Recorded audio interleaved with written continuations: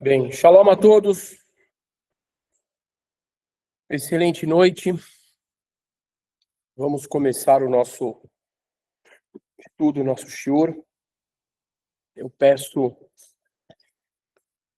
ao Abba Supremo, o Criador, que abençoe nosso estudo e que a gente possa trazer o que há de mais importante para cada um de nós desta paraxá.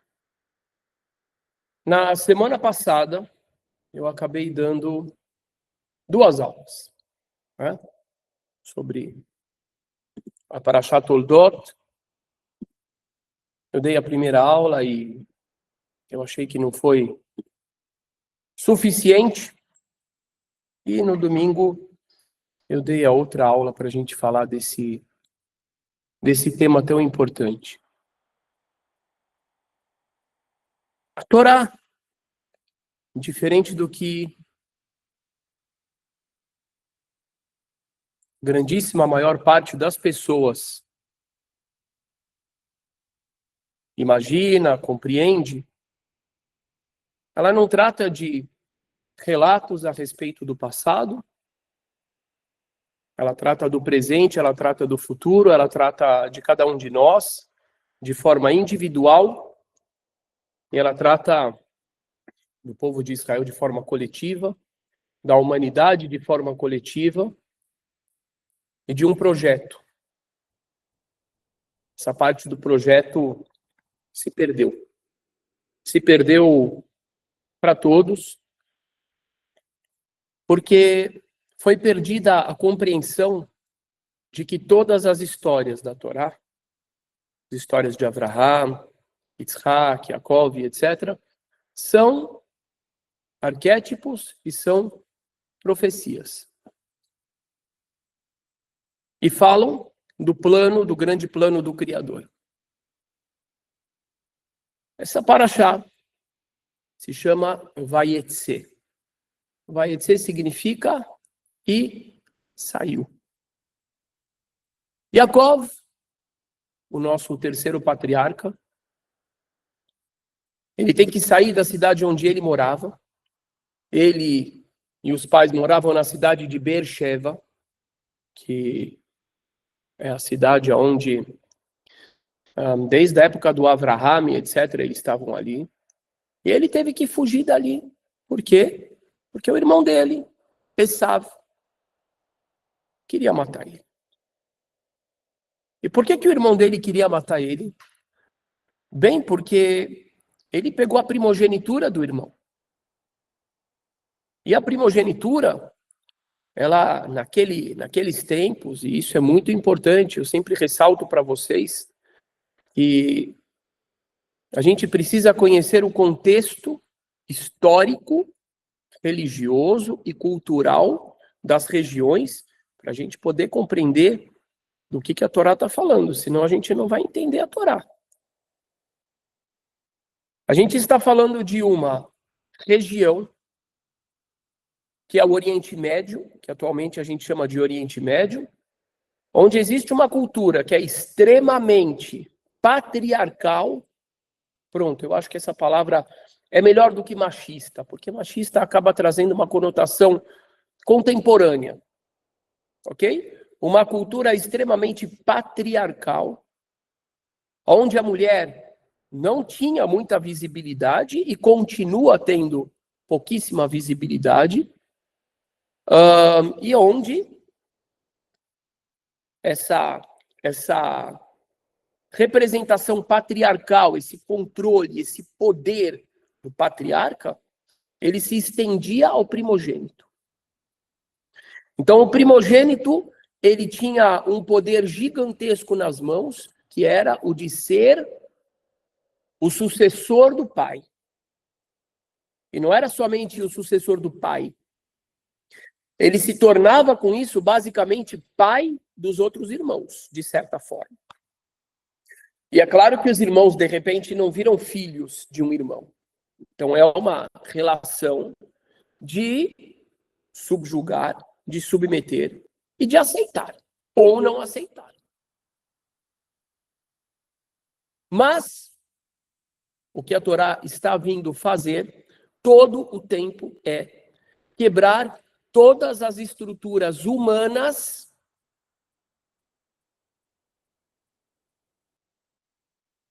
que valorizam, que dão força para seres humanos de modo inadequado.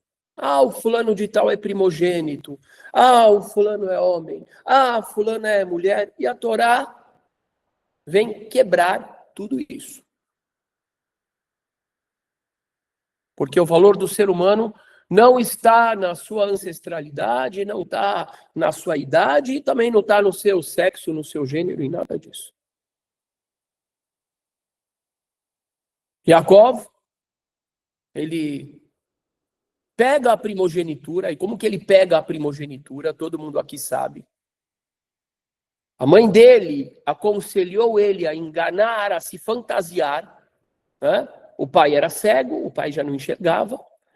Falou para ele colocar uma roupa de pele, uma roupa de pelos, e tentar lá imitar a voz do irmão. Talvez a voz deles era parecida. E aí ele vai lá, enquanto o irmão saiu para caçar, porque o pai tinha falado para o irmão: gente, vocês estão me ouvindo bem? Eu estou vendo muita câmera fechada e eu estou vendo... Estão me ouvindo bem? Ah, tá bom. Então, por favor, abram mais as câmeras, porque assim eu consigo interagir melhor. Tem hora que parece que estou... Ok. E ele pegou a primogenitura do irmão. Agora, pode surgir uma questão aqui, ética. Mas era certo ele pegar a primogenitura do irmão? Eu sei que muita gente tem essa questão. Inclusive, muitos antissemitas até, antissemitas, eu não gosto dessa palavra, opositores do povo de Israel, pronto. Muitos opositores do povo de Israel se utilizaram dessa história durante séculos, viu? Em Roma, inclusive. Antes mesmo do surgimento do cristianismo. Falando, olha, os judeus, os israelitas, os judeus, são Jacó. E eles roubaram a primogenitura de Esaú, de Esaú. Então são ladrões, são enganadores. Se a gente olhar para essa questão somente como a expressão do ódio ao povo de Israel, a gente não vai aprender o que ela pode ensinar para a gente. Agora, se a gente olhar para ela como uma crítica que, aparentemente, ela tem alguma justificativa, talvez a gente vai conseguir se aprofundar mais na própria história nossa. Afinal de contas, Yaakov, que nessa paraxá ele está fugindo, o nome da paraxá é Vayetse, e saiu, podia ser e fugiu, estava fugindo do irmão, saiu da cidade dele. Afinal de contas, Yaakov foi desonesto, a mãe dele foi desonesta, ele roubou algo que não pertencia a ele. Eu gostaria de ter a opinião de vocês aí, eu vou pedir para vocês levantarem a mão, ok? E vou pedir novamente para abrirem, por favor, as câmeras, gente, eu sempre peço isso. Para que eu possa ver quem de vocês pensa assim ou pensa assado. Então, a minha pergunta é,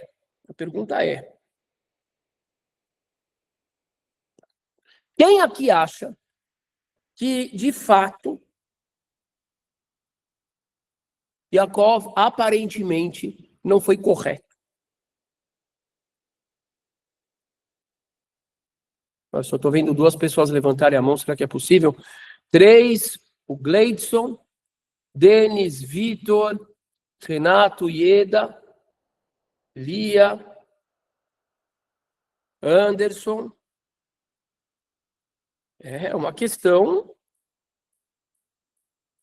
eu acho muito, e de novo, eu acho muito importante as pessoas se manifestarem, sabe? Manifestarem aquilo que elas realmente pensam. Por quê? Porque senão parece que essa história pode não ter sentido para as pessoas. Quem acha que não, que Yaakov não fez nada de errado? Ele foi certo, levanta a mão.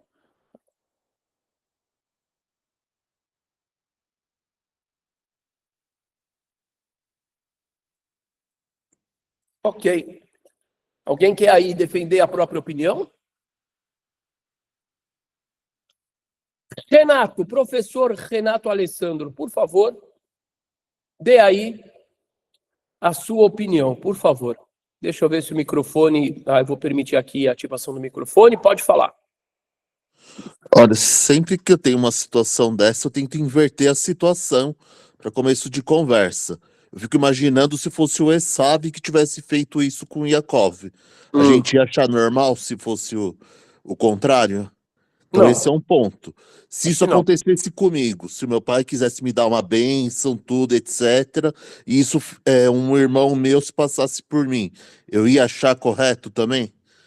Então é bem complicado, assim. Eu entendo que o Esav não chega nem perto de ter mérito suficiente para ter todas aquelas bênçãos, sem dúvida nenhuma. Mas a maneira como foi, eu acho que não foi a melhor, não. Como o que o O Yaakov. Yaakov fez não foi o mais correto. Ok. Bom, Todarabá. Quem mais? Quem quer defender o outro lado? Quem quer defender Yaakov? Omar, por favor. Minha gente, isso aqui é importante, isso aqui, porque sem isso não tem estudo. Boa noite, shalom a todos. Ótima noite, Shalom Ubrachá, Omar. Bem-vindo. O que eu penso é o seguinte: diversas vezes na Torá, a gente percebe que Deus sempre fala conosco de que ele enxerga o que verdadeiramente tem no coração de cada um. E em que diversas situações, como por exemplo com a rainha Esther, que chegou e falou para ela: se você não tomar partido, Deus vai salvar o povo judeu de outra forma. Mas de repente você está nessa posição que você está para esse tipo de propósito. Eu vejo que apesar da forma como o Yaakov fez, na visão humana ter sido errado, eu acho que isso sucedeu-se porque Deus conhecia verdadeiramente o coração de Yaakov.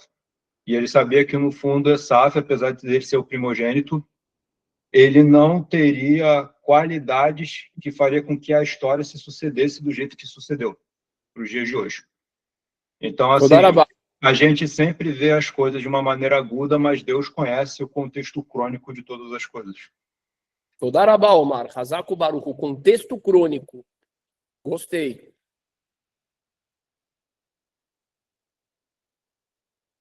E aí, gente? Qual dos dois tem razão? Miriam, pode falar.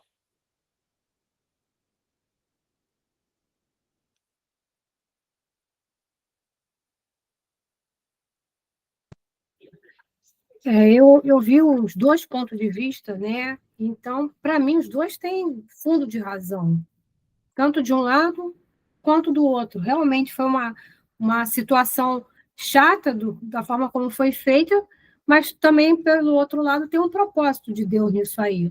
Então, está equilibrado, né? Qual o propósito de Deus, Miriam, nessa história?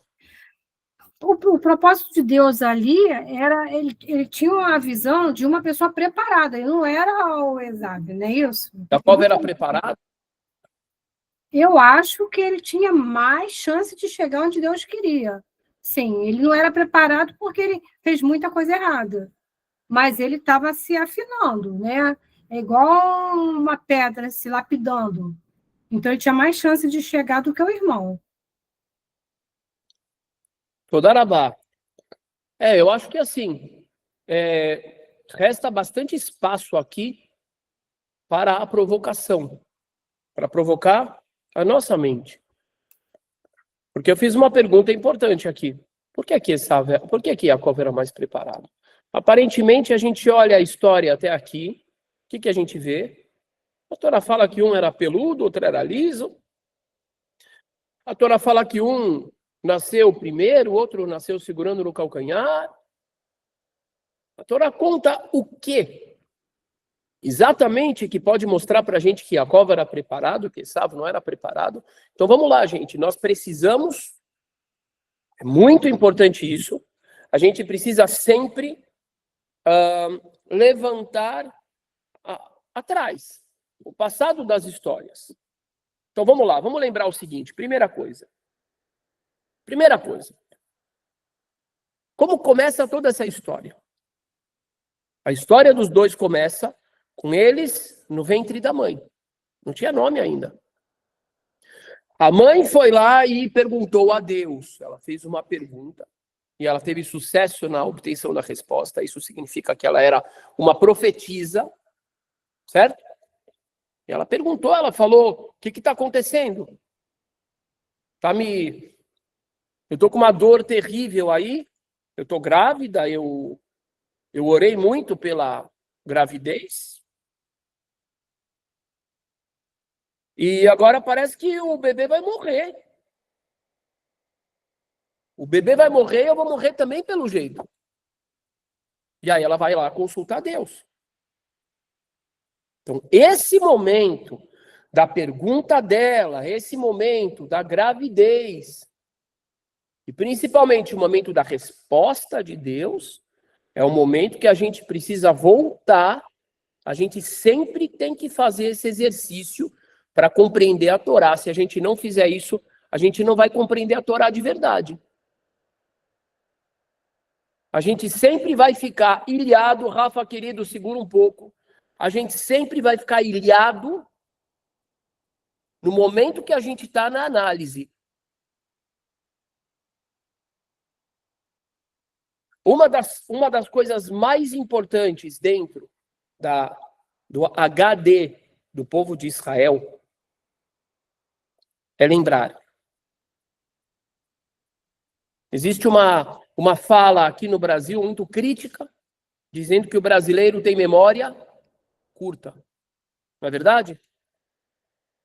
Isso é péssimo. Isso é péssimo.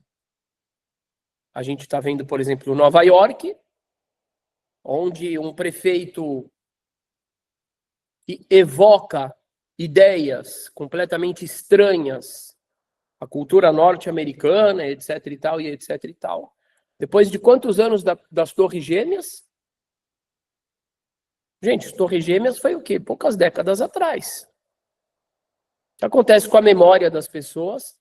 A memória não é ativada. Então, esse exercício que a gente precisa fazer, prestem atenção, a Torá não é um livro que está contando histórias do passado, eu já falei isso várias vezes, e ela também não é somente um livro que está falando sobre. A Torá também, o estudo correto da Torá, molda a nossa mente, o nosso cérebro. Ele é como uma massinha, digamos assim. De fato, é verdade isso. Ele se modifica de acordo com os pensamentos que a gente tem, as experiências que a gente tem. Assim é nosso cérebro. E a Torá, a forma que a Torá conta as histórias, a forma das sinapses, das conexões que ela faz, forma, fisicamente falando, um cérebro diferente. Então, vamos lá, vamos voltar. Rivka estava grávida. Ela tinha rezado muito para ter um bebê, certo? E aí, ela engravida e ela sente que vão morrer os bebês. Ela tem uma agitação muito grande, tem alguma coisa errada. Ela acha que vai abortar. Ela vai consultar Deus e Deus diz o quê? Shnei goyim bevitnecha, 2 nações no teu ventre. Ulom milom yematz, e um povo vai tirar a sua força, ou ele vai sugar a sua força do outro, ou seja, vai ter uma interação ali. E aí a última coisa que ele fala é Verav Yavod Tzair, e o maior vai servir ao menor. O maior vai servir ao menor. Então, o que ele ouviu naquele momento? Ela ouviu que o primogênito não seria o primogênito de alguma forma. Concordam? Lembravam disso? Na hora de fazer a análise, a gente tem que olhar tudo. A gente não pode pensar só no momento. Tal atitude foi feia. A verdade, ela foi feia. Mas e antes? Ou seja, qual é o... Às vezes, por exemplo, a gente pode olhar uma pessoa na rua aparentemente roubando alguma coisa do outro. Ele vai lá, ele pega uma bicicleta do cara e sai correndo. E todo mundo vai atrás do cara gritando ladrão, ladrão. E se não foi assim? E se, na verdade, ele está recuperando a bicicleta dele que o outro roubou semana passada? E a gente só está vendo uma parte da história. É muito importante a gente olhar isso. Gente, me dá 10 segundos.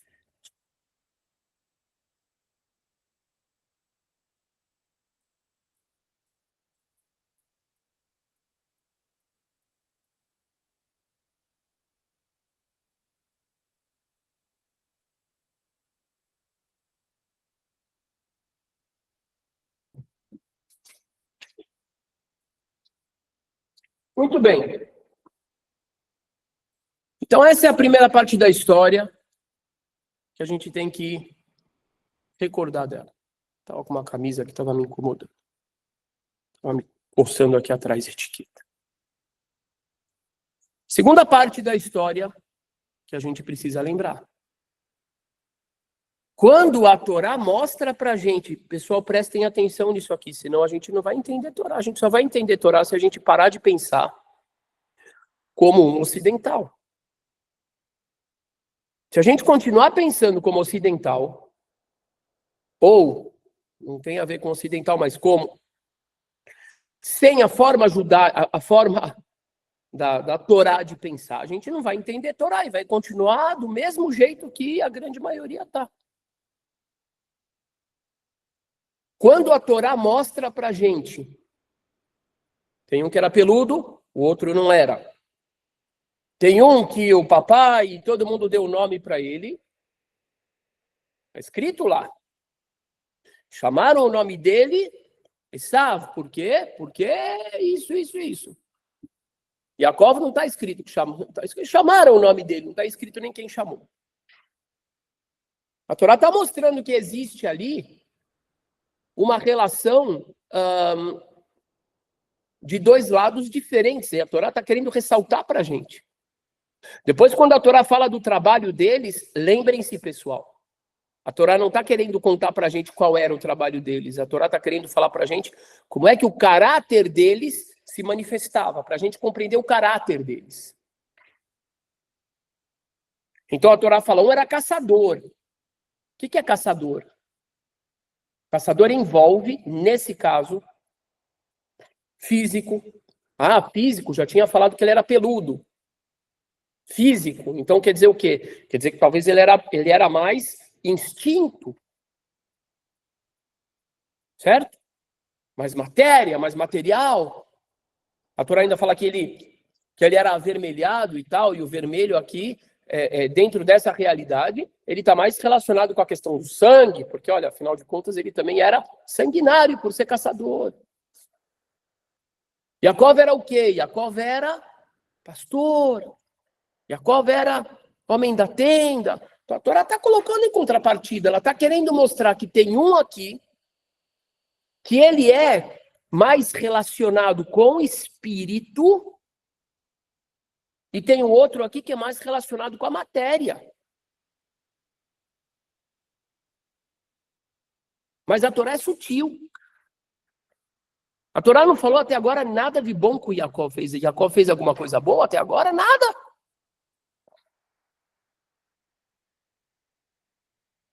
Esaú fez alguma coisa má? Também não fez nada mal. Então a gente tem que procurar o que a Torá está mostrando para a gente poder olhar para a vida e falar, olha, isso aqui que a Torá fala. Às vezes você vai ver uma pessoa e fala assim, essa pessoa aqui ela é apta para tal coisa. Mas o que ela fez? Não sei.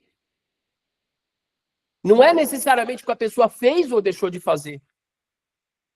mas é o foco de interesse, são características que são fundamentais, é uma sensibilidade maior, é um apego à matéria maior.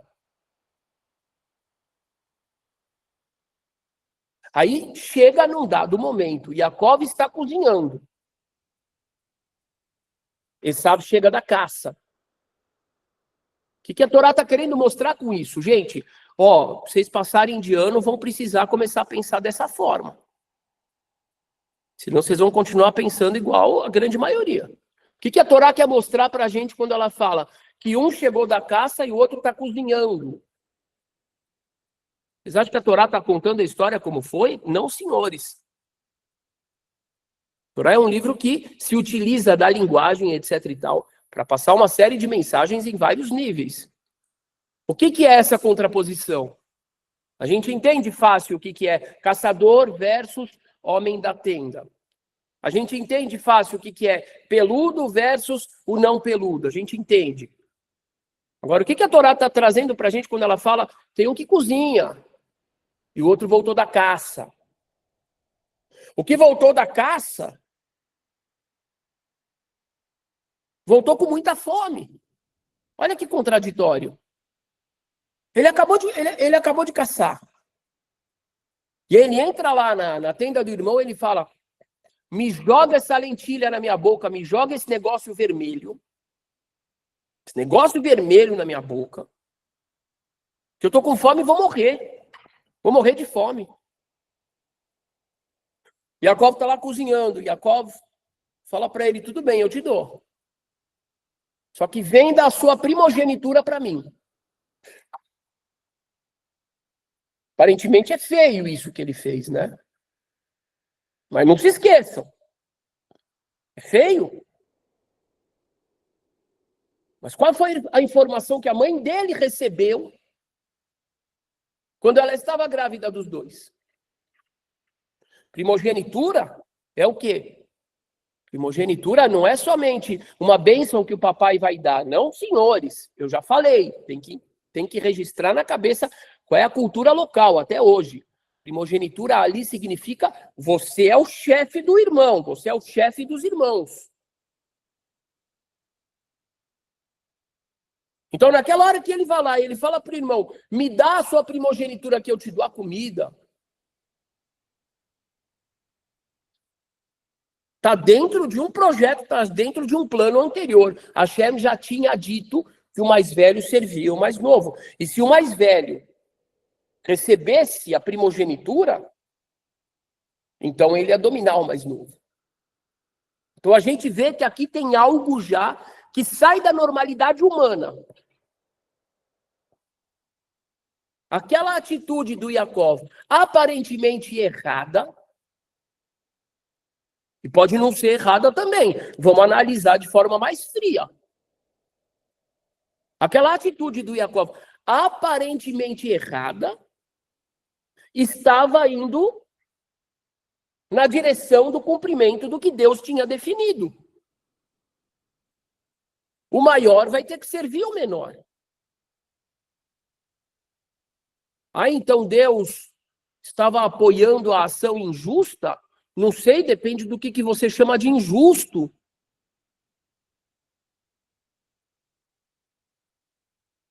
Depende do que você chama de injusto. Vamos lá, vamos fazer o exercício aqui, porque isso aqui é uma yeshivá de Torá que não tem igual no mundo, garanto para vocês. Não tem nada, não existe isso aqui que estou fazendo no planeta, não tem. Ensinar a estudar a Torá. O que a Torá está trazendo para a gente na hora que ela contrapõe, na hora que ela contrasta o irmão chegando da caça, todo sujo, com sangue, morrendo de fome, e o outro irmão cozinhando lentilha. O que a Torá está trazendo para a gente? Por favor, vamos ver. Quem pode dizer, levanta a mão. Rob.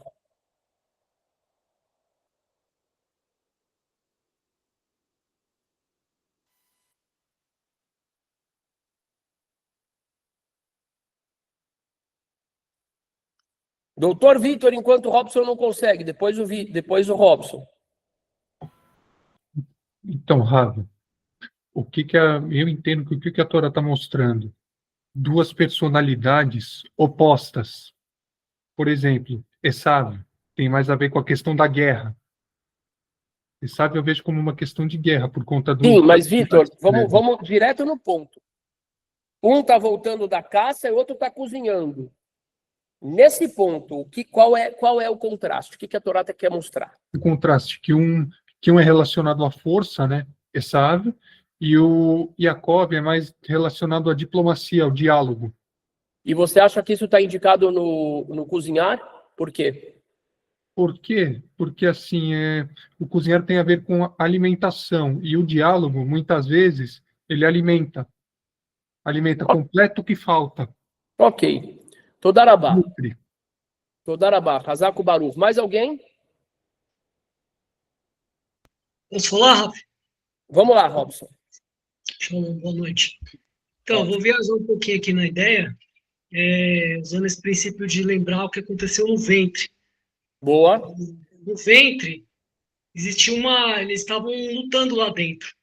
Então, já era uma escolha divina que Yaakov, né, ele fosse o primogênito, ele fosse nascer primeiro. Mas Esav usou a força física para tomar o lugar dele, entrar na frente dele, sair primeiro. Tanto Como que assim? Um bebê usa força física para sair na frente? Sim, usou. Mas o bebê não tem, como chama, não é nem livre-arbítrio, ele não tem planejamento, ele não tem ideia. Como assim usou força física? Mas aí não é literal, né? É um modelo, é algo que está subentendido ali, né? Não é uma questão literal, não é superficial. Ele usou a força física para conseguir sobrepor Yaakov. E depois Yaakov demonstrou, através de um plano, que não é a força física que prevalece. Ele planejou aquilo ali. Ele planejou fazer a lentilha na hora que ele voltasse da casa, usou aquele momento lá para retomar o que já era dele por direito divino. Mas ele não lembrava do que aconteceu no ventre da mãe? Não lembrava, mas ele tinha a essência dentro dele, né? Mas espera aí, deixa eu fazer uma pergunta. Se Hashem queria que ele fosse o primogênito, por que já não fez ele nascer primeiro? Hashem não faz as pessoas fazer isso, fazer aquilo. É o livro, Hashem, ele tinha ali ele já tinha a escolha dele, mas ele não vai fazer isso acontecer. Quem tem que fazer. Eu discordo de você nesse ponto. Eu tenho uma opinião diferente da sua. Eu acho que Hashem faz as coisas assim. Em alguns casos, não em todos, mas principalmente nesses casos. E Hashem fez algo aí proposital, sim, que foi colocar o Yaakov para nascer em segundo. Isso é um padrão que a gente vê, Robson. Eu falei várias vezes sobre esse padrão, e vocês vão precisar registrar isso para poderem entender a Torá do jeito correto. Obrigado, Robson. Hazako Baruch. E continue, viu? O fato de eu discordar, etc., não quer dizer nada. Não quer dizer que não tem, ao contrário, isso enriquece. Hashem coloca propositalmente as grandes almas, muitas vezes, como caçula. E se esse é um padrão que a gente vê na Torá inteira, foi assim com Yitzhak, foi assim com Yaakov, foi assim com Yosef, foi assim com Moshe, foi assim com Davi, foi assim com Efraim e Menashe, com Efraim. E se a gente vê que Hashem coloca isso, que existe um padrão, a gente não pode falar que foi o Esav que foi lá e empurrou. Eu sei que tem Midrash que fala isso, eu sei que tem rabinos que falam isso, mas eles falam coisas que não têm sentido nenhum na Torá. E acabam desviando as pessoas do foco correto. Porque se eu falar que foi o Esav que usou a força física, empurrou Yaakov, etc., eu vou estar me esquecendo que todos os grandes ícones do povo de Israel foram caçula. E eu vou estar me esquecendo que aqui existe um princípio maravilhoso, que é sutil, que os rabinos infelizmente não olham, e a maioria não olha, porque ele é sutil. Qual é o sutil? A Torá está mostrando para a gente que as grandes almas é o fractal muito bem, são inseridas no mundo em um contexto de dificuldade. O Natan lembrou muito bem, é o fractal do primeiro dia de Gênesis, que eu revelei para vocês na aula passada.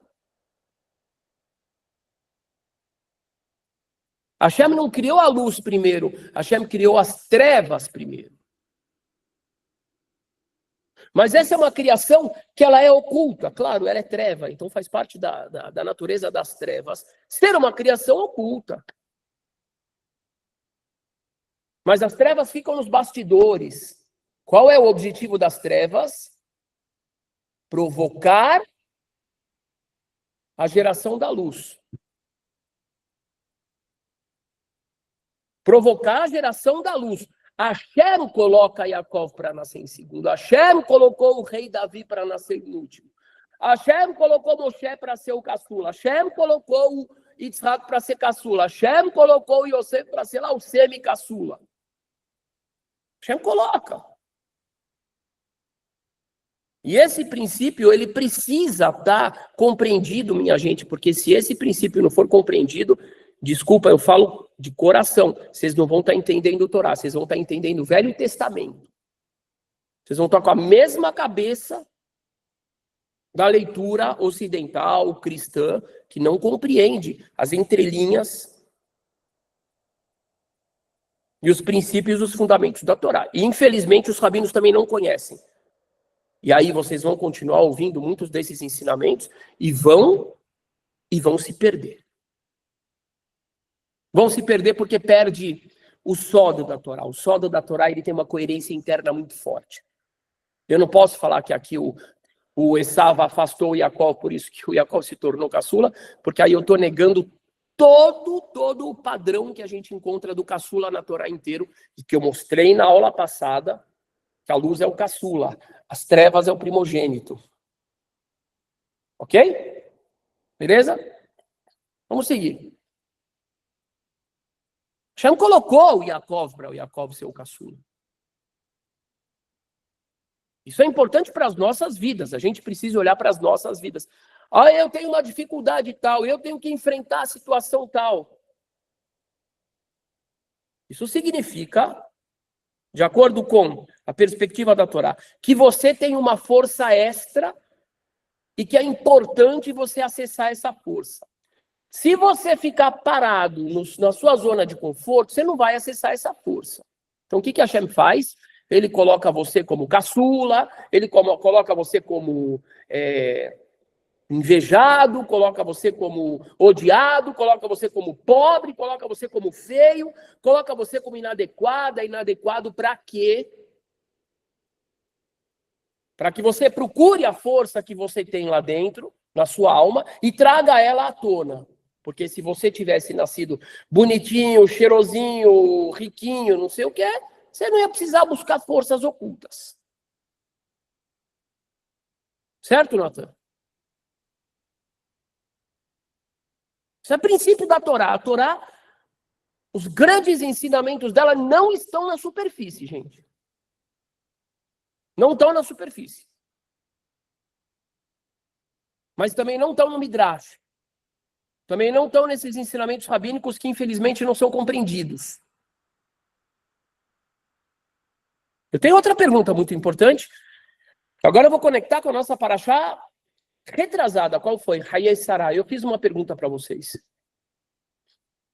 Eu falei, o que Sara tinha de bom? O que Sara tinha de bom? Ninguém soube responder. Inclusive, acho que eu fiz isso Eu tentei dar aula primeiro na internet, né? Sara era boa porque ela obedecia a Deus. Puxa, que resposta maravilhosa. Por isso que ela era tão especial? Nossa, uau. Ela era boa porque ela obedecia a Abraão. Tá bom, vai nessa. Vai nessa. Ela era boa porque ela deu a luz para Isaac. Meu Deus do céu, você tá limitando a mulher à parideira da luz?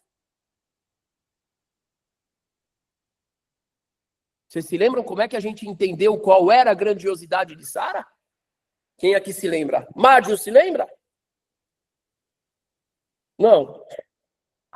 Não estava na aula, desculpa, Rafa. Eu queria só chamar a sua atenção para você ver que eu lembrava.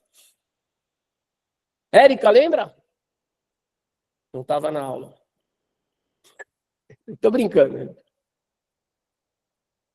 Daniela Nogueira, lembra? Como é que a gente mostrou que Sara, da onde que a gente sabe que Sara era uma pessoa grande? A Torá não aparece muito. Diga, Daniela. Não tá vindo. O microfone está fechado, Daniela. A minha primeira aula aqui é hoje, mas Então, eu assisti o vídeo do senhor falando sobre Eva, né? E sobre Sara ser um princípio de vitalidade que agora ela voltava para dar vitalidade a seu esposo. Olha, a primeira aula que ela veio, ela assistiu no YouTube, aquela aula que só estava caindo, que estava horrível, e ainda veio com ensinamento. Bem-vinda, Daniela. Uau! Obrigada. Parabéns. Gente, vocês se lembram que eu mostrei para vocês que Sara é uma continuação de Eva? Lembra disso? Só que Eva é o quê? Eva é o diamante bruto. O que é a mulher diamante bruto?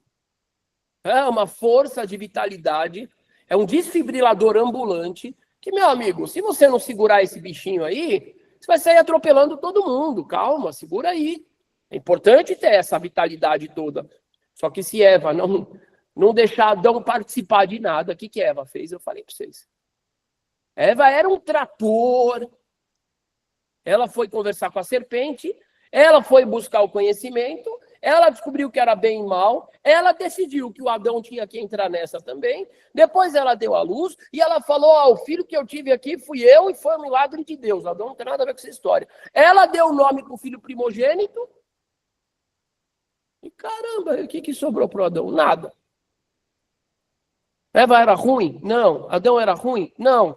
São dois estados da consciência humana, são os dois grandes princípios, o feminino e o masculino. Cada um deles tem um grande poder e cada um deles tem algo que falta para que para o outro completar. E esse é o grande objetivo. Que nós completemos uns aos outros. Isso mesmo, Robson. Que nós completemos uns aos outros. Agora, Sara, o que eu expliquei para vocês? Aí eu falei, presta atenção, Sara é o contrário da Eva.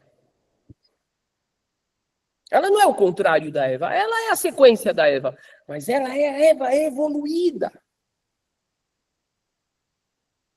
Sara segue Abraão, Hashem falou com Sara. Gente, se vocês continuarem escrevendo aí, eu vou ficar disputando o meu olho entre o que vocês estão escrevendo e o que eu estou falando. Eu gosto demais, só que vai distrair. Segura um pouquinho. Deus chega para Abraão e fala, Lech lechá, vai para a terra que eu vou te dar. Nem falou com Sara. Sara foi junto. Porque Sara é submissa, obediente. Para com isso, submissa não existe esse negócio do povo judeu, do povo de Israel. Para com essa bobagem aí, gente. Isso não nos pertence. Porque Sara é uma mulher submissa. Não tem mulher nenhuma submissa nesse povo aqui. Mulher tem ainda uma rede de comida judaica Yiddish, acho que é nazista, chama Zedeli. E eu morava nos Jardins e lá na rua, na Bela Sintra, tinha uma Zedeli. E tinha um quadro.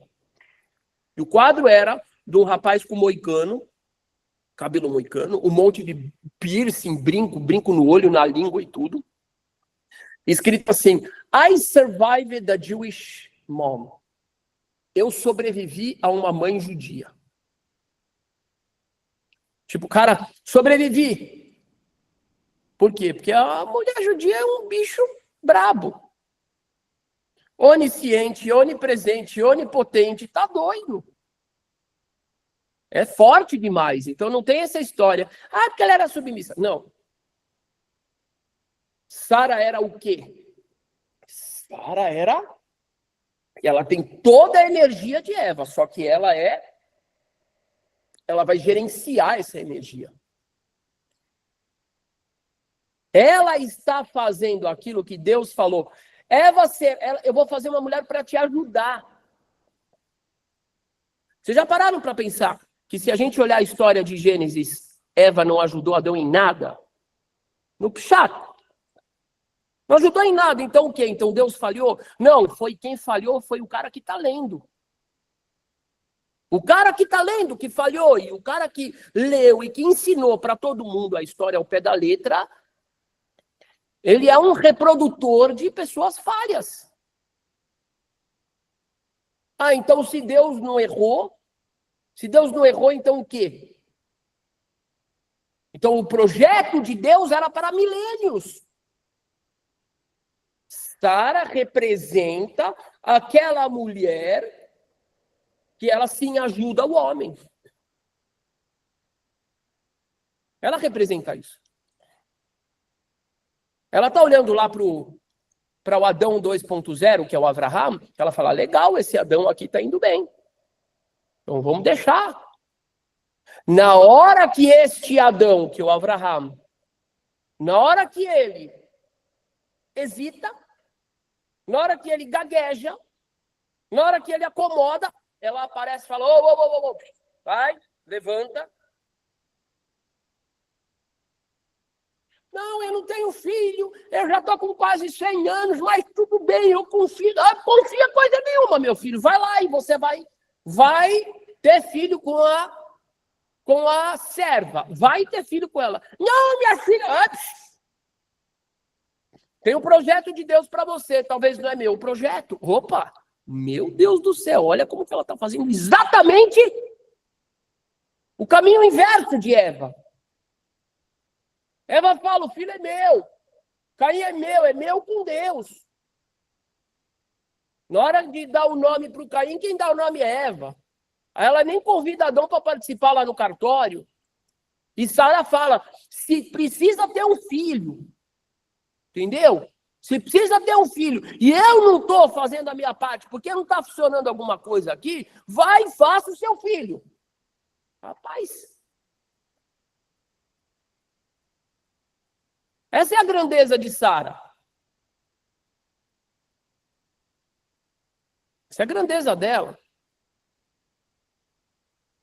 E ela é humilhada lá pela Agar e tudo mais. E ela começa a reagir como um ser humano. Ela começa a ser dura com a Agar. A Agar foge. Quando a Agar volta, grávida do Ismael, Sara fala, beleza. Meu amigo, ela estava sendo humilhada. Ela estava sendo basicamente trocada. Ela doida da vida.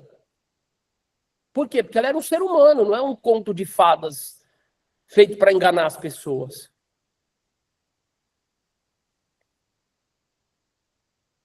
Mas quando ela começa a ver o filho dela, que é o filho, esse é o filho da promessa, Isaac, Isaac. Quando ela começa a ver que o outro não está coexistindo com ele, mas vai querer destruir o filho dela, que é o filho da promessa, que ela estava disposta a apagar o nome dela da Torá para Agar ser a mãe, ela fala não.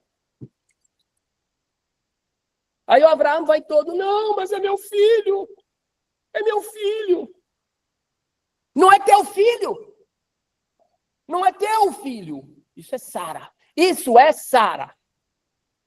O filho não é seu, Abraão, e nem meu. O filho é parte do projeto de Deus.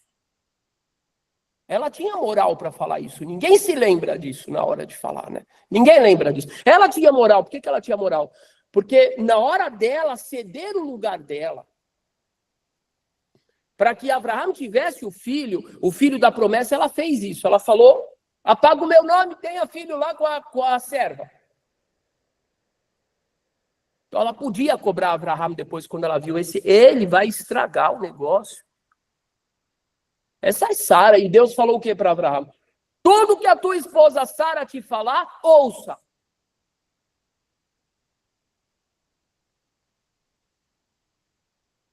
Aí tem as mulheres que vêm brincar com esse negócio, tá vendo, tá vendo, tá vendo? É uma boa piada, mas Deus não está falando tudo que Eva te falar, ouça. Eva não. A mulher vai atropelar o marido. Ah, blá, blá, blá, blá. Calma, Eva, calma. Adão é o homem terra. Você já nasceu com a vitalidade toda. Como é que chama aquela injeção lá para dar um Rivotril, sei lá como é que chama esse negócio? Eu não sei, uma injeção que dá um up, assim, ops, quando a pessoa tá doente. Uma vez eu tomei um negócio desse, foi uma maravilha. Inclusive, quem me receitou foi um doutor da internet. Era meu amigo, ele falou, eu vou te mandar uma receita. Gente, presta atenção o que é a Torá, pelo amor de Deus, porque senão vocês não vão entender. Vocês vão estudar Velho Testamento, tem nada a ver com Torá. É um entendimento completamente distorcido. Torá está apontando para lá, os caras vão para lá. Infelizmente, meus amigos rabinos também estão apontando para lá. Por quê? Não, Sara era boa, porque ela acendia a vela do Shabat e a vela não apagava até o Shabat seguinte. Vá contar a historinha para o Saci Pererê dormir, meu filho. Onde é que está escrito isso, seu doido? Não, Sara era boa, porque ela fazia ralá. A ralá dela era a mais fofa do mundo e até o Shabat seguinte a ralá dela estava quentinha. Vai se lascar! Porque Deus criou a pessoa, agora a mulher, para ficar fazendo ralá doce e vela mágica que não apaga. Então, ele já devia escolher a China já. Porque com certeza na China tem ralá que nunca estraga, vela que nunca apaga. Vai. Isso gera, gente, eu vou falar para vocês, isso gera uma ignorância espiritual? Não, Sara é outra coisa. Agora quer ver, ó, pum. Agora eu vou falar um negócio aqui que eu aprendi. Obrigado para vocês, porque eu não tinha me tocado sobre isso. Eu dei aquela aula, foi muito bonita. Daniela, fiquei feliz que você lembrou. Eu acabei dando de novo aquela aula no Zoom, porque eu falei, não vou deixar de dar aquela aula, porque ficou caindo toda hora. Mas agora eu acabei de entender o negócio, que eu vou ter que escrever isso. Eu não posso esquecer disso. Só um instantinho.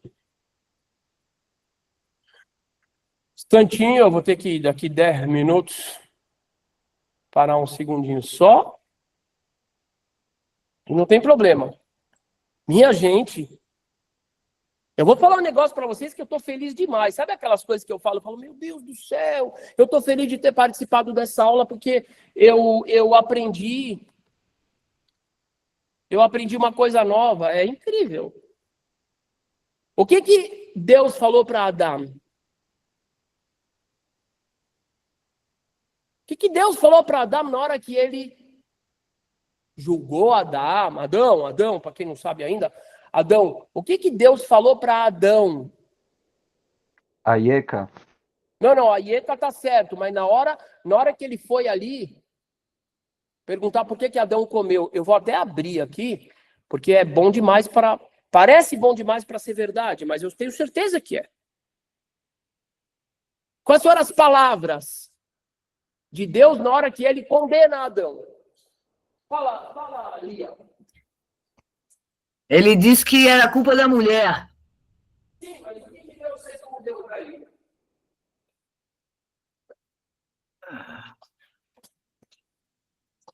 Não, eu sei de cor esse versículo, mas é muito bom isso, mas é muito forte. Então eu vou ter que pegar aqui, eu vou abrir. Ravi, a Shem fala por que você comeu do fruto? Sim, mas teve mais uma palavra. Aonde você está? Teve outra coisa. Onde está a mulher que eu te dei? Hã? Quem falou isso? Ele fala para Adão, Eu não- onde está a mulher que eu te dei? Não. Adão fala. Foi a mulher que você me deu que deu para eu comer. Sim, foi o que eu disse. Mas o ponto que eu quero trazer aqui é outro. Presta atenção. Ok. Taranã. Hum.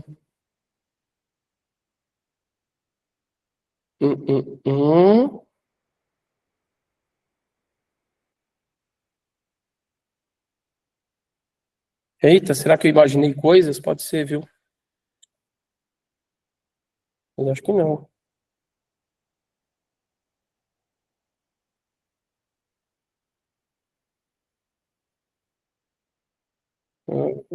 Suspense, suspense. Isso mesmo. Gente, a Torá é muito maravilhosa, gente. A Torá é maravilhosa. Por favor, apaguem toda a forma de leitura que vocês tinham no passado. Pra vocês aprenderem de verdade. Versículo 17, capítulo 3. E Hashem falou para Adão, falou o quê? Que chamata lekol ishterá, por você ter ouvido a voz da tua mulher, a voz da tua mulher. Aí você vai ser punido. A voz da tua mulher. Vocês acham que é por acaso que Hashem fala para Abraham? Tudo que tua mulher, Sara, falar, faça.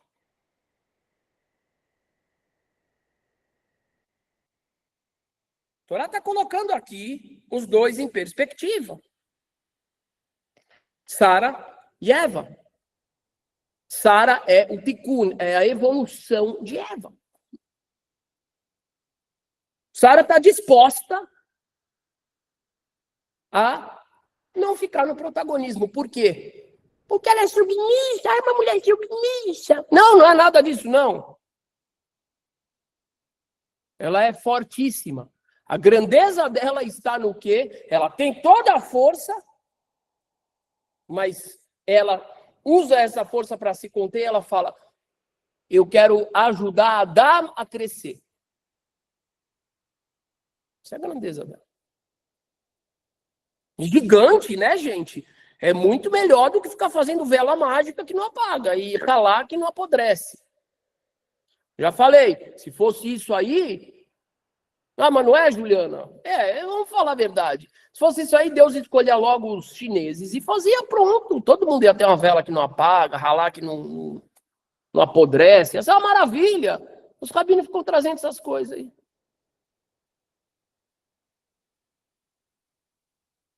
Não? Qual é a grandeza do Yaakov? O que ele fez de bom até agora? Tem nada de bom, nada de bom. Mas a Torá já estava mostrando que ele tinha os traços necessários para a continuidade do projeto. Esaú não tinha esses traços, é isso que a Torá está mostrando. Não está falando nem bom, nem mal, nem nada. Só que, meus amigos, para a pessoa ser Yaakov, Robson, querido, presta atenção nisso aqui. Para a pessoa ser Yaakov, ele precisa ter um Esaú como irmão mais velho.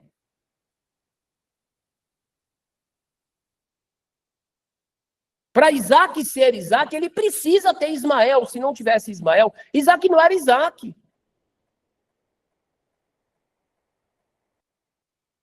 Pelo amor de Deus, gente, ouçam isso. Sara precisava ser estéril. Abraão precisava ser estéril para eles terem aceitado sair lá de Ur, ou de Haran, para ir até todos os problemas, todas as inferioridades. Não coloquem a culpa do ponto de vista divino. Estamos falando desse tipo de situação, né? Situações que o ser humano não tem como interferir. Um nasceu caçula, o outro nasceu primogênito. Elas são ações divinas. Toda a história da Torá é a história de um povo que vai se lascar. É a história de um povo que vai ser perseguido. É a história de um povo que vai ser... vai fugir toda hora, vai ser exilado toda hora, vai ser cuspido, vai ser massacrado, vai ser acusado, vai tudo. É a história. E por que a Torá conta essa história? Por que Deus não protege a gente? Porque essa é a proteção. Essa é a proteção. Você quer proteger o teu espírito? Não fica na zona de conforto. Você quer destruir o teu espírito? Fica na zona de conforto. Olha o que está acontecendo com a Europa hoje. Acabou a Europa. Por que acabou? Porque ficaram na zona de conforto. Desde a Segunda Guerra Mundial, Olha quanto dinheiro, olha quanta fartura, e o governo dando tudo para o povo, e a gente não arruma encrenca com ninguém, a gente aceita tudo, meu amigo. Chega uma hora que você não tem que enfrentar mais nada, você morre. Acabou. Perfeito, Reginaldo. Hashem protege o povo judeu da estagnação. Mas vamos voltar para o Yaakov. Vamos voltar para o Yaakov. O que o Yaakov tem de grande? O que ele tem de importante? Vamos voltar para a cena. Primeiro, de novo, gente, não esqueçam de uma coisa. O Esav vendeu a primogenitura. Ah, o Yaakov enganou o quê? Mas o Esav também não enganou? O Esav enganou, o Esav tinha vendido a primogenitura. Mas tem um ponto que as pessoas se esquecem também. Como foi a cena? Esav chega da caça. Yaakov está cozinhando. O que significa cozinhando? Ninguém respondeu isso. O Omar, boa. Pensando, planejando. Cozinhar é o quê? Cozinhar é preparar as coisas. Você não vai comer agora, você não come na hora. Você fala assim, não, peraí, eu vou cozinhar o negócio. Significa o quê? Eu estou preparando, tanto que a gente chama a comida como? De preparar a comida, não é? Expliquei para vocês na aula passada. Boa, Natan. Design, estratégia, perfeito. Falei para vocês na aula passada. O nome Yaakov significa o quê? O nome Yaakov significa intencional, ou consequência. Consequência. O nome Yaakov, Ekev, é calcanhar, e também significa consequência. Yaakov é um projeto. Sim, ele é ingênuo. Por quê? Porque o cara que é ingênuo, desarmado, ele tem um potencial enorme para aprender. Sim, ele é lisinho, ele nasceu igual qualquer criança. Ele tem um potencial para se desenvolver. O nome Esav é o quê? Esav, como eu expliquei na aula passada, é Esaú. Tem que saber hebraico, senão não vai entender nada nunca. Esaú, muito bem, Lia, igual a Lia está fazendo aqui nas mímicas, muito bem, Lia, falando em libras. Esaú é completo, derivado da palavra ose, que significa feito, fazer. Ele é ação concreta, ele já nasceu com aquilo que era o objetivo dele. O objetivo dele é o quê? É o corpo, é a matéria, ele nasceu com isso. Yaakov não. Yaakov é projeto. Agora, o que acontece naquela hora? O Yaakov está cozinhando, então isso mostra o quê? Isso a Torá está falando numa linguagem de metáfora. Tem pessoas que cozinham.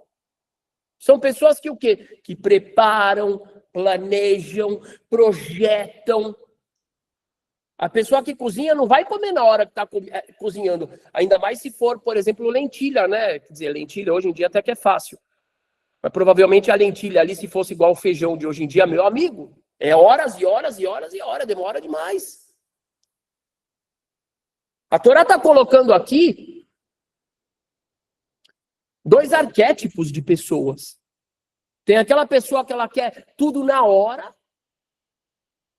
Esav estava com a carne na mão. Esav, vai lá, cozinha, meu filho. Cozinha, você não está com carne na mão? Vai lá, faz um filé, mete uma cebola, um alho. Vou até dar uma dica para você, joga um shoyu, quando tiver na panela, fica meio caramelizado, é gostoso. Põe na cebola. Não, o cara é imediatista. O imediatista, ele não serve. O caráter dele não serve para ser um líder de um povo. Ele é imediatista, ele vai ser populista. Yaakov tem nada de bom ainda, mas ele tem os traços. A alma dele é grande, ela vai ser preparada. Então ele cozinha. Quando ele está cozinhando, e provavelmente o que a Torá está mostrando para a gente aqui? Vamos tentar sair um pouco dos julgamentos superficiais que a gente está acostumado a fazer porque a gente nasceu no mundo assim. E ninguém tem culpa. Mas a gente pode mudar. Então, Fecha o microfone, Lia, por favor. Obrigado. Não, fecha. Isso, obrigado. Vamos nos colocar no lugar do Yaakov. O Yaakov sabia que o irmão dele era um cara meio matéria. Matéria. Não sabia? Sabia. Ele sabia que o irmão dele era imediatista, que o irmão dele era físico. O que ele gostava era sexo, drogas e rock and roll, poxa. Pegava o carrão dele. Esse é aquele cara, ficar tirando racha de noite, tá? Beleza, tudo bem, fica aí. Fica de boa aí. Pô, mas você vai pegar a sucessão do pai? Gente, o pai deles, a sucessão do pai deles, não era sucessão para o cara ser dono do shopping center norte, ou para ser dono da Havana, ou para ser dono do Pão de Açúcar. Não era isso. A sucessão do pai dele era para ser o portador da mensagem espiritual de Israel, meu Deus do céu. Essa era a mensagem. Gente, eles eram... o Yaakov era neto do Avraham e da Sara.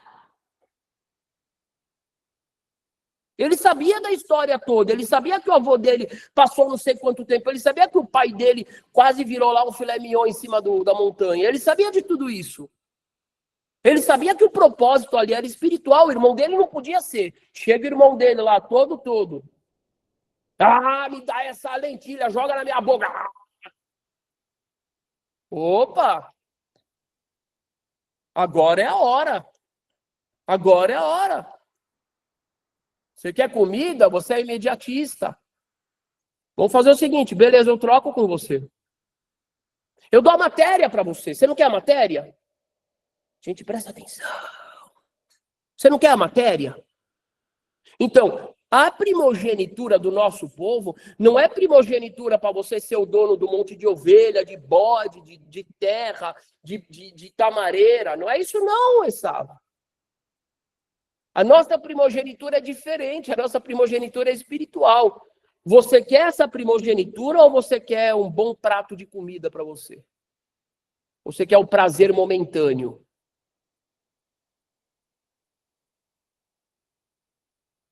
Você quer o imediatismo? A resposta dele foi óbvia. O que ele fez? Ele falou, o que me importa esse troço de primogenitura? Não me importa esse troço, eu vou morrer. Eu vou morrer, quer dizer, dane-se. Espiritual, não sei o quê, babá. Me dá logo esse troço. Jacob foi, ainda deu um pão a mais para ele, viu? Deu um pãozinho a mais e ninguém fala isso. Tá vendo só? Antissemitas. Deu um pão a mais. Jacob comeu, arrotou. Não está escrito arrotou, mas está escrito que ele se levantou e desprezou a primogenitura. Desprezou a primogenitura, desprezou. O que ele está mostrando nesse ponto? Ele está nem aí para essa história. E ele vendeu para o Yaakov.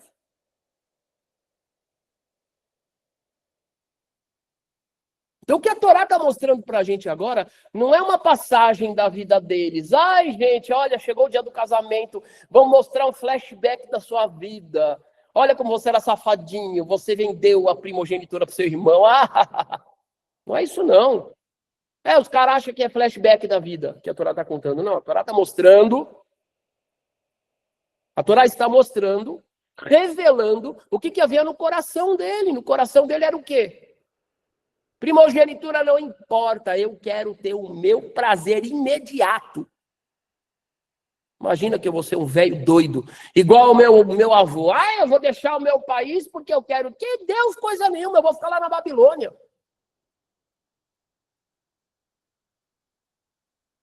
E quando chega a hora, meus amigos, O embate aqui é sério, o embate é difícil.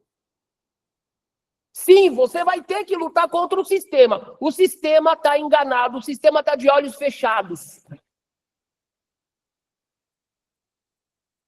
O sistema está cego, meu Deus do céu. O pai deles era o sistema. E agora? E agora, José? E agora, Yosef? E agora, Jacob? E agora, Jacó? E agora, e agora, e agora? O pai deles está cego, o sistema está cego. As federações estão cegas, as confederações estão cegas, os governos estão cegos, os rabinos estão cegos. O que a gente faz? Não. Se submeta. What? Mas se toda a história da Torá é uma história de enlevação, de sublevação e de revolução contra tudo aquilo que oprime e que impede o crescimento do espírito real por questões institucionais, ou etc. e tal, por que cargas d'água? Um instantinho só, gente, meio segundo não, 30, 40 segundos.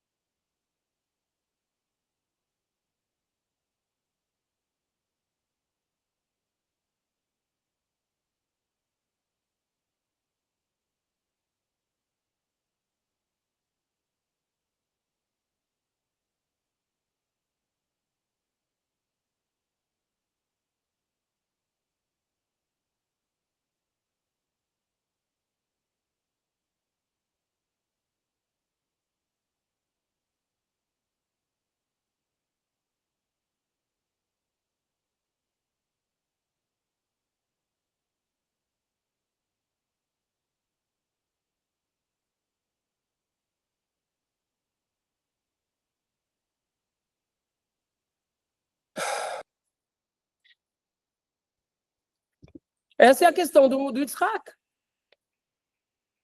do Yaakov. E a mãe dele sabia, ela recebeu a profecia.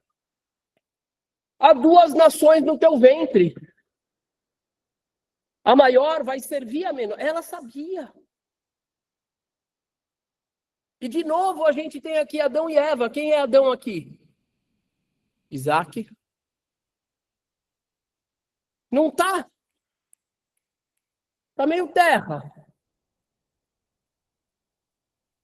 Rivka aqui ela está representando o lado importantíssimo, feminino, proativo. Opa! Adão, vai. Não? Beleza. Ela vai lá para o filho e fala, se disfarce. Agora, tem uma coisa aqui importantíssima, porque para a gente entender a Torá de verdade, novamente, de verdade, a gente tem que entender que a Torá está falando de nós. Todo mundo que defendeu Esaú. E, gente, parabéns por ter se colocado e podem continuar se colocando, tá? Quando eu falo, não é para impor a ideia, não. Mas quem defende... Não, Jacob errou. Vamos trazer para a nossa realidade hoje em dia. Você pega, por exemplo, o livro do Marx. Marx, a questão judaica, e ele cita ali os judeus. Os judeus reclamam que não são emancipados, porque os judeus eram considerados cidadãos de 10ª categoria em vários países, inclusive na Alemanha, que é onde eles viviam. Aí eles falam assim, mas os judeus estão reclamando, mas os judeus se emanciparam, eles conquistaram seus direitos do jeito deles, através do dinheiro. E tudo bem, vamos dizer que os judeus ficaram muito ricos e começaram a usar do dinheiro para subornar poderes, etc. e tal. Mas, gente, que poderes eram esses? Não eram poderes que matavam os próprios judeus? Vamos entrar na vida real. Teve um desses caras, eu acho que foi o próprio Rothschild, se eu não me engano, que o Papa, eles tinham feito uma coisa absurda no Vaticano. Tinha uma criança judia. Essa criança estava quase morrendo. E tinha uma mulher que trabalhava para a família, etc. Ela não era judia, ela era faxineira, não sei. Ela viu o bebê quase morrendo, ela era católica. Ela ficou com pena do bebê. Ela, dentro da perspectiva dela, coitada dela, ela pensou isso e tudo bem.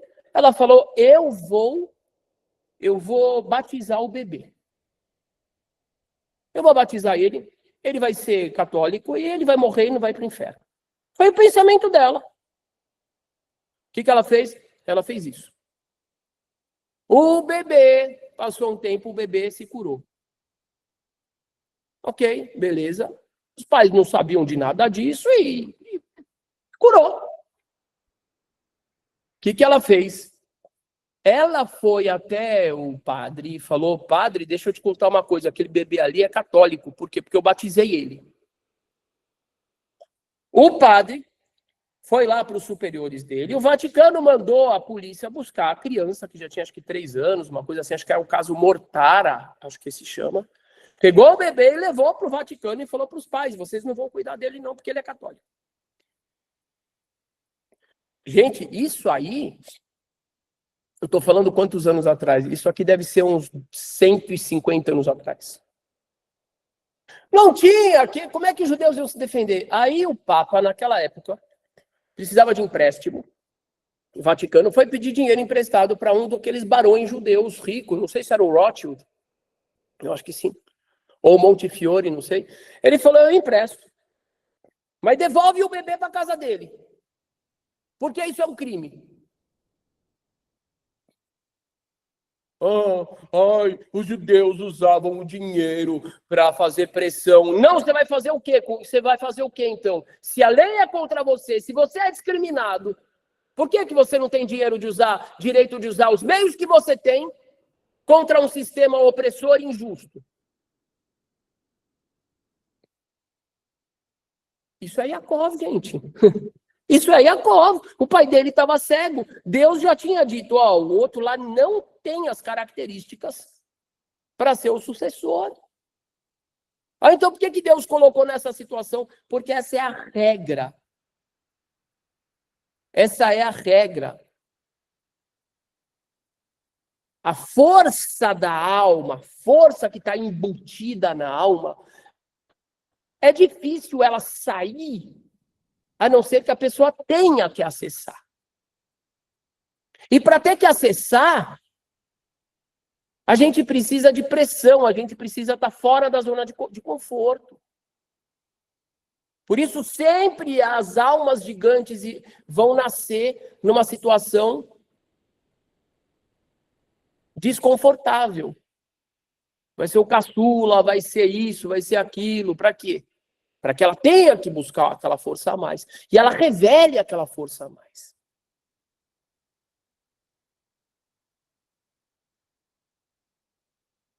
Eu tenho muita coisa para falar dessa paraxá. Muita coisa. E eu vou ter que resumir, porque eu preciso dar uma força lá para lá. Segredo dessa paraxá. O segredo dessa paraxá está no lugar mais esquisito dela. Qual é o lugar mais esquisito dessa paraxá? O Yaakov saiu, no meio do caminho ele dormiu, teve um sonho com uma escada que ligava o céu e a terra e que tinha uns anjos subindo e descendo. Ele pegou uma pedra lá, usou de travesseiro. Eu acho essa coisa mais... Presta atenção no que o Rabino está falando. Como é que... Raquel. Um abraço para os filhos queridos aí, para o Guedes, Raquel. Abriu o microfone. Boa, fechou. que fala aquela passagem ali? Uma passagem esquisita, um sonho. Não teve sonho até agora na Torá, né? Primeiro sonho na Torá.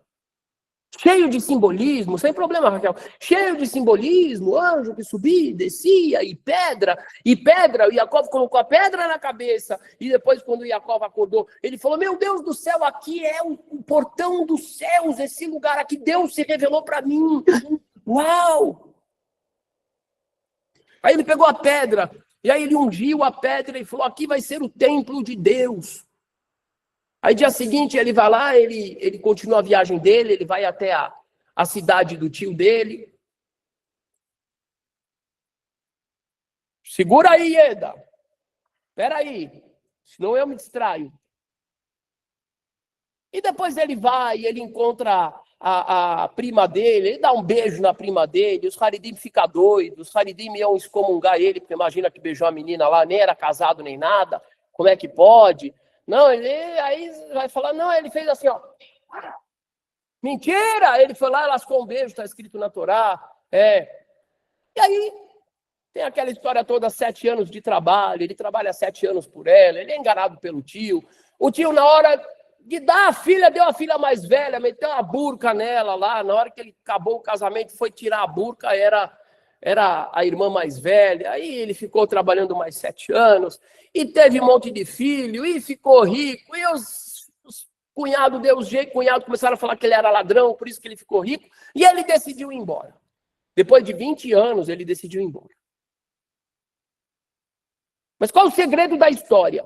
O segredo, tem vários, né, mas o segredo que eu falo, gente, aqui está mostrando o segredo da história.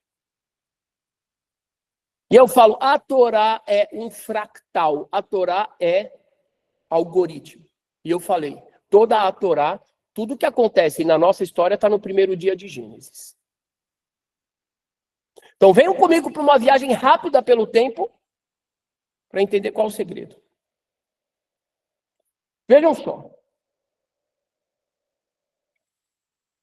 Eu ia compartilhar a página aqui, na Tefilá deu tanto problema que eu falei, eu vou colocar no outro computador aqui. Presta atenção nessa história. E foi toda a terra um idioma só. Que história é essa? O Dvarim Ahadim. E todos estavam com assuntos unificados. Que história é essa? Para qual parte do passado a gente pula? E foi, boa Ieda, e foi quando eles estavam vindo de Kedem, vindo do Oriente, ou seja, essas pessoas estavam vindo do Oriente. O que é o Oriente? O Oriente é onde nasce o sol. É de onde vem a luz. Se eles estavam vindo do Oriente, minha gente, aqui eu estou ensinando para vocês novamente, compreender a Torá no nível sódio, no nível profundo, que é o verdadeiro nível. O chato, o simples, o literal é a roupa, não é a Torá. Quando a Torá diz que eles estavam vindo do Oriente, quer dizer que eles estavam deixando a luz. Estavam se afastando da luz. Ok? Na história do Jacó está escrito o quê? Depois que ele teve o sonho, presta atenção, gente. Vai sair Jacó Vraglav e Jacó, ele levantou suas pernas e começou a caminhar. E ele foi para a terra dos filhos do Oriente. Aqueles caras ali estavam deixando o Oriente, quer dizer o quê? Estavam deixando a luz, estavam se afastando da luz. Jacó está fazendo o caminho contrário, ele está indo para o Oriente, para onde nasce o sol, para onde vem a luz. Ok? Vamos ver. E aí eles encontraram um vale na terra de Shinar, Suméria. Na Suméria. Olha que legal. Suméria, mistério, Mesopotâmia. E ficaram ali. E cada homem falou para o seu próximo, vamos ter uma tecnologia nova aqui, gente, nova, chama tijolo. Já ouviram isso? É louco, gente, é muito doido. Sério. É um troço moderno. Você pega lá a terra, tem uma terra esquisita ali, ó, terra rara, chama argila. Você pega, você faz uma... Gente, fica igual pedra. Cara, é louco. Dá para fazer casa, dá para fazer torre. Não precisa mais ficar procurando pedra, gente, é incrível. Oh, e outra coisa, a gente mora numa região que não tem pedras, né, para fazer construção. É uma pedra sintética, artificial, se chama tijolo. Tinham acabado de inventar esse negócio de tijolo. Então, eles falaram o quê? Vamos fazer tijolos. E o tijolo vai ser a nossa pedra. Pedra. Interessante, né? Pedra, a gente já viu o quê? Que Jacob estava indo para o Oriente, eles estavam vindo do Oriente. Jacob estava indo para a luz, eles estavam se afastando. Eles têm aqui a pedra, para eles, o tijolo, a grande novidade é que agora eles sabiam fazer pedra. Interessante. E disseram, vamos construir uma cidade. O Migdal e uma torre. E a cabeça da torre vai chegar até os céus. Parou. Pause. Vamos para a nossa paraxá agora. Que história é essa que eu estou contando? Torre de Babel. É quando os caras quiseram construir a torre ali para chegar aos céus, digamos assim, né? No sentido negativo, no ego. Disputar com Deus. O que diz a nossa paraxá? Jacob deitou, colocou a cabeça sobre a pedra. Interessante. Cabeça na pedra? Ok, vamos continuar aqui. E no sonho dele tinha uma escada. O pé da escada estava na terra e a cabeça da escada chegava nos céus. Opa, a cabeça da escada chegava... É a mesma linguagem da Torre de Babel. O que eles falaram na torre? Vamos construir uma torre e a cabeça dela vai chegar até o céu. Olha só. Curioso. Então já é a terceira semelhança que a gente vê, né? A direção, pedra e cabeça no céu, torre e conexão. Interessante. Ok. E por que eles queriam fazer essa torre? Eles falaram o seguinte: vem nascer lá no Shem, para a gente ter renome. A gente ter renome. Ou seja, ego, vaidade, renome.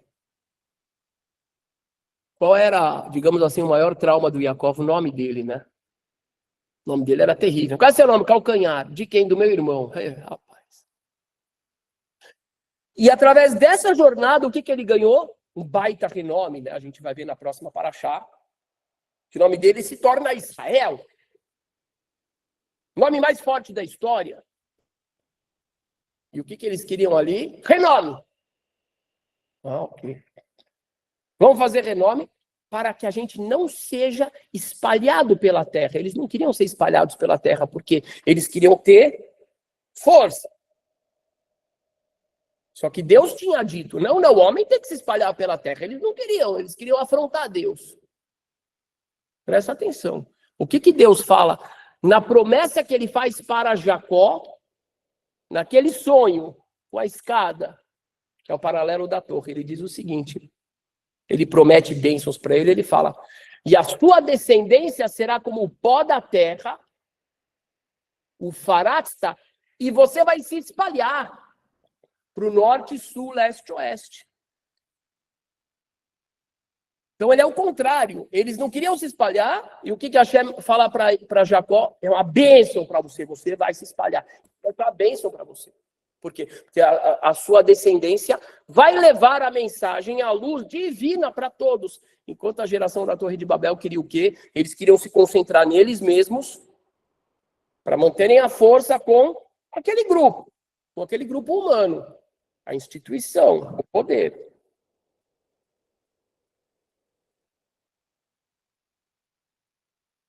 Olha que interessante. E Adonai desceu, isso é um chato, gente, pelo amor de Deus, na história da Torre de Babel. E Adonai desceu para ver a cidade e a torre. Na história do Jacó, no sonho, o que está escrito? E haviam anjos, Elohim, que subiam e desciam a escada. Ou seja, Jacó, Jacó, através da atitude dele, através do que ele representava, do que ele estava pronto para ser, era uma conexão entre o céu e a terra. Os caras da torre, eles queriam usar a torre para chegar até os céus e confrontar Deus. Então Deus desce, entre aspas, para acabar com o plano deles. Mas o plano de Jacó, o plano que Deus tinha para Jacó, é que o próprio Jacó se tornasse a escada. Que ele não estava buscando vaidade e coisa nenhuma. O melhor fica para o fim. Ok? E aí, no final das contas, Deus vai lá, mistura os idiomas, e espalhou eles por toda a terra, como, digamos assim, como se fosse uma punição. E a bênção que ele dá para o Jacó é justo o contrário. Eu espalharei a tua descendência e será uma bênção. Olha como que são contrapartes, né? Agora, o mais legal é isso aqui. Isso aqui eu também não tinha notado outra vez, hoje que eu notei. Quando o Jacó acorda, o que ele faz? Ele pega a pedra, de novo a pedra, ou seja, ele vai consagrar a pedra. Enquanto eles estavam fazendo uma pedra humana, é um clone de pedra. Olha que coisa interessante, ele consagra a pedra, ele fala, isso aqui vai ser como um altar, isso aqui vai ser o templo de Deus. E eu darei o dízimo de tudo que eu tiver para Deus. Dízimo, naquela época, significava o quê? Podia ser para algum sacerdote, igual o caso de Abraão, que encontrou o rei de Jerusalém, ou podia ser para pessoas carentes, o que fosse, mas era para Deus. Olha, o contrário dos caras da torre. Os caras da torre queriam subir para tomar o lugar de Deus. É igual o pessoal hoje querendo... Não, é a gente que define qual é o gênero, a gente que define isso, não existe mais nada, é a gente que... É a mesma história. Agora, o que eu achei que é o mais interessante, isso eu só entendi hoje, que é o seguinte. Quando Jacó acordou, ele disse, que lugar temível que é isso? Uau! Esse lugar aqui é Beit Elohim, é a casa de Elohim. Casa de Deus? E ali diz então que o lugar do templo era ali, etc, etc, etc. Ok. Vezechara Shammai. E aqui é o portão dos céus. Agora, gente, isso aqui é novidade. Eu nunca tinha me tocado disso. Igual a história da voz de Eva e tudo. O que significa Babel? Confusão, Ravi? Boa, Vitor Hugo. Confusão. Tanto que a palavra balbúrdia em português, dizem que ela está ligada com Babel. Deus misturou os idiomas e tudo. Ok. Só que quando a gente vai lá para a Suméria, para a Mesopotâmia, e eles também têm essa palavra, lá a palavra Babel tem outro sentido. E que está ligado com essa história, que é Bab-El, ou Bab-Ilu. O que é Bab em árabe? Quem sabe árabe aqui? Bab significa portão. Ilu, El, significa Deus. Ou seja, a torre de Babel, que era, na cabeça deles, era um portão para chegar no céu, para chegar em Deus. É exatamente a mesma definição que Jacó fala. Ele fala que é o portão do céu. Só que para o pessoal da Torre de Babel, o portão do céu para quê? Para eu acessar o céu. E para eu me tornar Deus, para eu desafiar Deus, para eu inventar o que eu quiser. Aí, clones, cambá 4.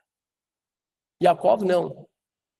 Jacó tinha a plena consciência de que ele fazia parte de uma corrente aí que Deus é o soberano. Mas o que ele fez de bom até agora? Meus amigos, eu não fiz nada de bom, eu não vi ele fazer nada de bom. E não importa. O projeto dele era o quê? É projeto. É o que ele vai se tornar. O bom dele estava lá dentro. Estava dentro da...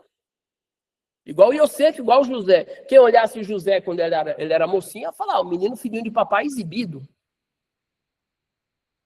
E todo o potencial que ele tinha estava lá dentro. E ele via no sonho que ele ia ser líder.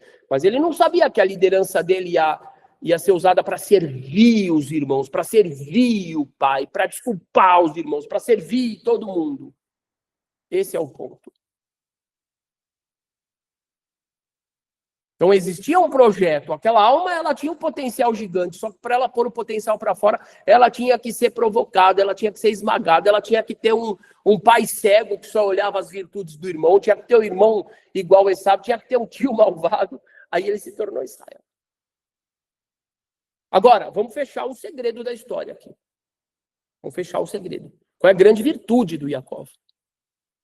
Yaakov, a gente está vendo que ele está indo na direção contrária do pessoal da Torre de Babel, né? O que o pessoal da Torre de Babel fez? Qual foi a consequência dos atos deles?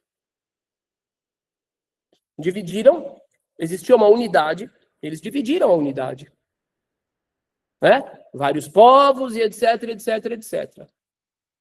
O Sidur livro, gente, é por isso que eu continuo demorando, que é uma maluquice completa mesmo, eu espero que Deus me salve disso. Mas está ficando cada vez melhor, porque cada vez a coisa vai se esclarecendo mais. Eu escrevi o motivo, o sódio dessa dispersão. É muito bonito. É muito bonito. Então, a atitude deles de querer confrontar o Pai Celestial fez o quê? Que teve que dividir em vários. Abraham é o quê? Abraham é a reação a isso. Abraham é o pai, logo depois da Torre de Babel, que vai reunir a humanidade de volta. Mas o ser humano é muito burro mesmo, né? O ser humano é burro demais. Não, porque, olha, cristão fala o quê? Eu sou abrâmico. Muçulmano fala, sou abrâmico. Judeu fala, suas bestas quadradas. Está realizando o que Deus falou. O que falta para vocês entenderem isso, em vez de ficar se matando e brigando? Não, é a cabeça oca. Mas o plano está dando certo, é incrível. Incrível como está dando certo. Sim, Abraham, ele tem o poder de unificar todo mundo. Gente, 4.500 anos depois de Abraham, qual é o nome dos acordos lá com Dubai, Emirados Árabes e não sei o quê? Acordos de Abraão. Gente, é perfeito. É perfeito. Abraão é o Tikkun, é a evolução, é a retificação da Torre de Babel. Não é à toa que o filho dele, ele está indo para o caminho contrário da Torre de Babel, ele está retornando para a unidade, ele vai ter 12 filhos. Esses filhos, eles vão se ampliar. É a primeira vez na história que você tem 12 filhos, que depois de toda a briga e toda a confusão, vão formar um povo que não vai querer ficar se dilacerando. Até aquela geração foi o quê? Isaac e Ismael, briga. Esaú e Jacó, briga. Essa vai ser a primeira vez que você vai ter 12 tribos. E essas 12 tribos, com todos os percalços, com toda a bagunça, vão formar o povo de Israel. Ou seja, Jacó está sendo conduzido por Deus para a direção contrária da Torre de Babel. Eles geraram a separação, eles geraram a divisão, e através de Jacó, Hashem está começando a reconstruir essa unidade.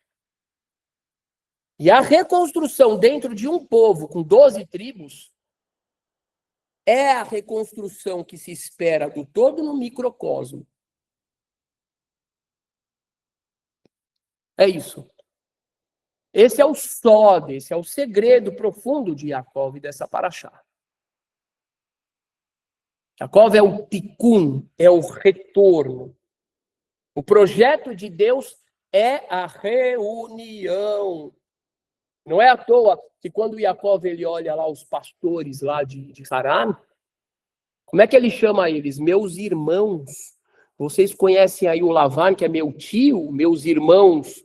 E de novo tem uma pedra na história. De novo remetendo à Torre de Babel. Pedra era muito pesada, estava em cima do poço. E eles falaram, a gente vai ter que esperar chegar mais pastor para conseguir levantar a pedra, que ela é muito difícil. E de repente chega a prima dele lá e diz, rapaz, mas que moça bonita é essa? E, oxa, meu Deus, quem é essa moça? Essa aqui é Raquel, filha do Lavar, no seu tio. Ele vai lá e levanta a pedra lá. Pedra, de novo a pedra. A Torá está querendo contar alguma coisa pra gente.